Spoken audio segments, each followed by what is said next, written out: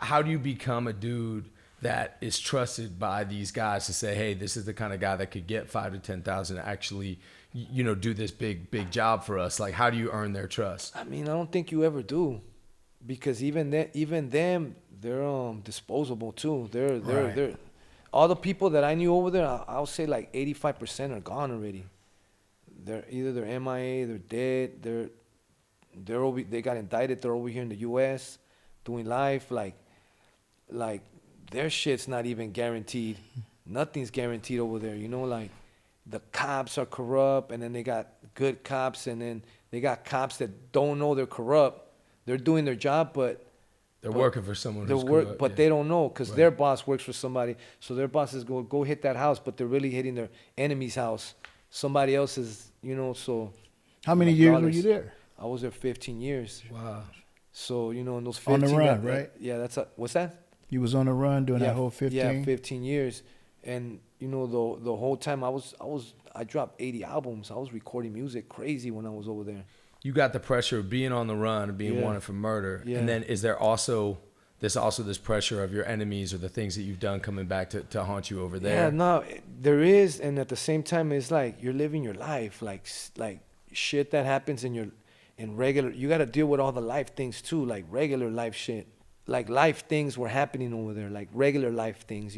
It's not all like fucking Narco season 2 and, Right. and fucking, it's not all that. It's life and love and sadness and all these like things that mess with your heart, and life's changing and you're changing too. My boy, he had came out the feds. I met him over there, and he's like, hey, we have a group where it's all nothing but homies, but they learned all the ceremonies. They're in the feds directly from the Lakotas, from the Sioux, and we run our own sweat lodge over here. And we're inviting you. It's private. No one's allowed to come, but we're inviting you. Because he knew that I was all fucked up. This shit's fucking. I had a lot of problems, so they invite me to the sweat lodge, right? And when I get there, they tell me, you know what? We're gonna run this sweat. We're gonna run this sweat for your sister. Yeah. And I hadn't sweated in a lot of years, because I had sweated with the Lakotas. My boy wrote a book, and he was real close with the Lakotas, so he took me to a sweat with them a long time ago. So I go to this sweat, and man, this shit was hot as fuck, like satanic level, like. Tell me about that. Walk me through that. So we go to the sweat, round one kicks in, boom, and shit gets hot as fuck. Where are you? Like, where? I'm in Baja. I'm like right on the beach. This area's called Baja Malibu. Walk us through, like, people who don't know what a sweat lodge is. Like, sweat lodge is like this. It's like a ceremony. It's like this. They're calling nipis in Spanish. And in Latin America they call it temazcal, where it's basically like they put these hot rocks. They heat these rocks, and they put them in the middle, and then they pour the water on it, and then it's like a ceremony. Inside tents? It's sort of like a tent, but it's like round. It's almost like an igloo, but it's like they make it out of willow, because you could bend willow, and then they cover it all with blankets, and then in there, they're drumming and they're singing these songs, and then you like invoking the ancestors, and basically it represents going back into the womb. So you go back into the womb, Mother Earth, and then you sweat, and then a lot of things happen in there, like, it's psychological too, because you start hearing voices in your head. Like me, that's my experience. I don't know if everybody, like me, I'm in there and all my problems, like all my demons come out in round one, because it was hot as fuck. how long is round one? Maybe about 20, 25 minutes. It's hot as fuck. So the whole sweat's about like 2 hours, because in between they take a break. They open up the door, and while they're bringing in the next set of rocks. So every round is getting hotter and hotter, And like by round 3, I'm out. I'm almost laid out on the floor, like I've been shot or something, And that's what I'm saying. Like, it's like to me, it's like a test, because some people tap out, but you're not allowed to tap out with the homies, because that's like almost like a sign of disrespect, Like, nah, we're in here, because basically you go in, like the way the way I learned it from them. They're in there to suffer and. So you're in there suffering, you're in there like for the ones that were here, the ones that are here now, and the ones that are yet to come, and your ancestors and all this stuff. You're hearing all these things, but all your problems pop out right there for me. And I feel like they were in the sweat lodge with me, you know? And then, like I said, they ran that sweat for my sister. So man, we're here to sacrifice, and they kept on bringing on my sister, and you know, it was beautiful. It was hard. It was, man, that's one of the hottest sweats I ever been in, you know? Like, I could name 3, and that was one of the one. It was hot as fuck, and it took everything out of me, everything, like basically almost dragged me out of there after it was done. And then it was right next to the ocean, so we just go jump into the ocean. Yeah. And it's crazy because 9 months later, my sister had her son, Matias, and we always call him the Sweat Lodge baby. Wow. Yeah, 9 months later, exactly. You know, so, and it was things like that, like spirituality started coming into the picture, you know? And I already had been initiated into the Afro-Cuban religions, one by way of Nigeria, the other one by way of the Congo, Angola, whatever. And they were giving me hope. I was new, so I was like, well, what does it say? What the God's talking about? Am I straight? Oh, yeah, if you do this, if you do that. And you know, but it's full of like charlatans too, you know? So, but me, I'm a reader. I like to read and study, you know? So I started like, you know, studying and found out that it's real practical. Just because it's like, it's Yoruban or it's spoken in Nigerian, you're hearing all this shit, you're like, the fuck are they saying? You know, it sounds like how somebody would say, he's talking Chinese or what?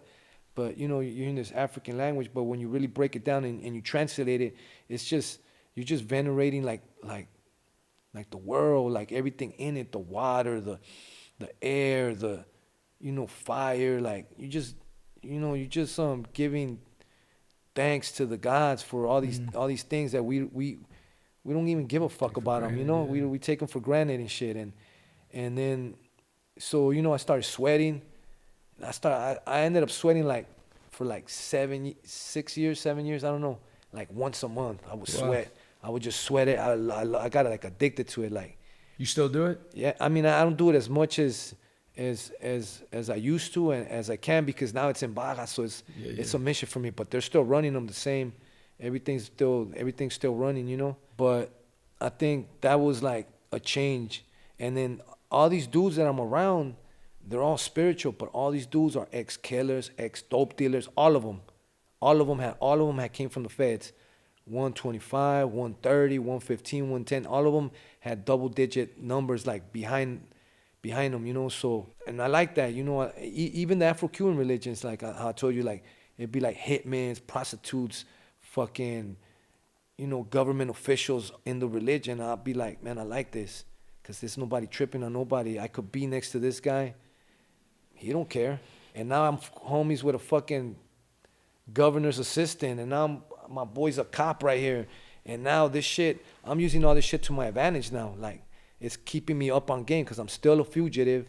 I'm still got all these issues still going on, but now it's like, now they're my people, and now they're like giving me insight and hey, well, look, it's about to get hot right now. There's this and that, or I just listen without asking, and I hear things, you know, and I'm like, oh shit, it's time for me to, you know, go underground again for a little bit, or whatever, you know. In your life, I see you did a lot of soul searching, yeah, trying to find direction. Have it ever been that moment in that 15 years where you thought it was over with? Yeah, it's coming up, but I still have problems, so I still have to keep that. I have to keep that in the cut just in case I needed Plan B. Plan B, I always had to be in here somewhere in case I needed to reach for Plan B. So Plan B being, I'm gonna take the fight to them. Yeah. If I have no choice, because sometimes you get cornered in over there. If you don't do Plan A, you're most likely gonna get cornered in with Plan B. So, and sometimes you do Plan A and they know where you're going, so Plan B chases you to wherever your destination.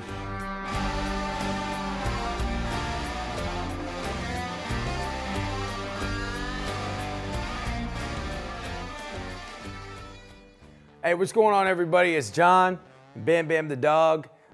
First, on behalf of both of us and everybody from the Real Ones team, I just want to sincerely thank you guys for tuning in. The folks that I bring on the show, They're family to me, and being able to tell their stories and bringing you into their world is something I'm just super proud of, and again, grateful that you guys tune in. We've decided we want to take things just a step further. It's a Patreon community, and basically what that means is if you become part of this community, look, I already bored Bam Bam. If you want to become a part of this community, you're going to be able to hear episodes early and all that, ad-free and all that good stuff, but there's all this behind-the-scenes footage, all this stuff that we've shot, that really brings you into the folks that we've had on the show, really brings you into their world. Live chats with me and the folks that I bring on the show to talk about their world, talk about the issues that they're dealing with, about their triumphs and their tragedies. Just go to Patreon/Real Ones on this website that you see right there, right on the screen, that's right in front of you. This whole idea was something about building bridges and bringing people together and bringing folks that often don't get the mic and giving the mic to them. So the fact that you guys tune in means the world. Anyways, again, thank you. Be good to each other out there. Rock and roll.